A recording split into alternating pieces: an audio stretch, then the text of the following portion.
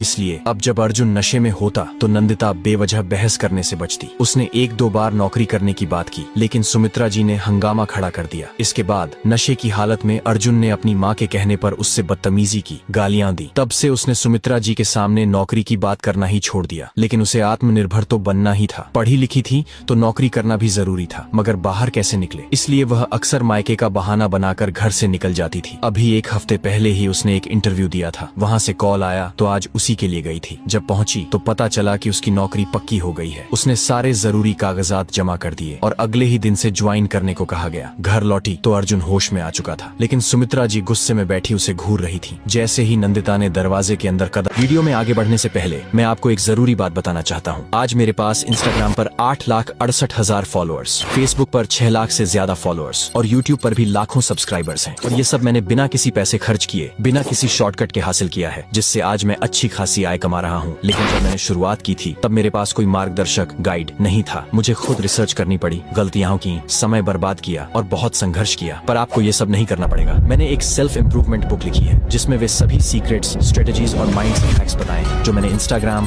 Facebook और YouTube grow करने के लिए इस्तेमाल किए। अगर आप भी करियर में आगे बढ़ना चाहते हैं, अपनी जिंदगी को बेहतर बनाना चाहते हैं, अपनी स्किल्स डेवलप करके ज्यादा पैसे कमाना चाहते हैं, या किसी भी क्षेत्र में खुद को सुधारना चाहते हैं, तो यह किताब आपके लिए है। चाहे आप एक छात्र हो, नौकरी में हो या अपना बिजनेस शुरू करना चाहते हो, यह सेल्फ इम्प्रूवमेंट बुक आपको सफलता की सही दिशा दिखाएगी। अगर आप पहले 100 लोगों में शामिल होते हैं तो आपको सिर्फ 299 रुपए में ये बुक मिलेगी। 100 के बाद इसकी कीमत बढ़ जाएगी। तो देर मत करो, ये आपकी जिंदगी बदलने का गोल्डन चांस है। लिंक कमेंट में, कैप्शन में और स्टोरी में दिया गया है। अभी चेक करें और अपनी सफलता की ओर कदम बढ़ाएं। कदम रखा, वे ताना मारते हुए बोली। आ गई महारानी अपने मायके वालों से मिलकर। यहाँ सास और पति भूखे बैठे हैं, उससे कोई लेना देना नहीं, बेशर्म कहीं की। नंदिता उनकी